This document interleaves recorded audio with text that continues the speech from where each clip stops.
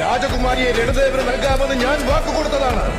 അതുകൊണ്ട് അവരെ അയാൾക്ക് വിട്ടുകൊടുത്തിട്ട് നീ എന്റെ കാൽ കീഴിൽ വന്ന് അഭയം പ്രാപിക്ക്. നിന്നെ ജീവനോടെ വെറുതെ വിടാം ഞാൻ നിനക്കൊരു ആനുകൂല്യം തരാം ഷേർഖാൻ. ആ രാജ്യദ്രോഹിയെ എന്റെ മുന്നിലേക്ക് വലിച്ചെറിയും. നിനക്കും നിന്റെ സൈന്യത്തിനും ജീവൻ ഭിക്ഷയായി നൽകാം ഞാൻ. നീ എനിക്ക് പ്രാണഭിക്ഷ നൽകാമെന്നോ? ഖുദാവാണ് ഞാൻ. ക്ഷത്രിയ വംശത്തിൽ ജനിച്ച പരാക്രമിയായ യോദ്ധാവാണ് നീ എങ്കിൽ എന്റെ സൈനികർ 100 പേരോട് നീ ഒറ്റയ്ക്ക് യുദ്ധം ചെയ്ത് ജയിക്കണം. എങ്കിൽ ഈ രാജ്യവും രാജകുമാരിയും നിന്റെ സ്വന്തമായി തീരും. ചങ്കുറപ്പുണ്ടെങ്കിൽ നീ നിന്റെ സൈനികരെ മുഴുവൻ ഇങ്ങോട്ട് അയച്ചോ.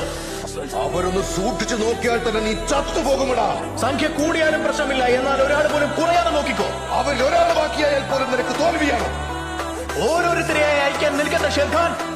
100 പേരെയും ഒരേ സമയം തന്നെ ഇങ്ങോട്ട് അയച്ചോ. കഴിഞ്ഞോ ഷേർഖാൻ?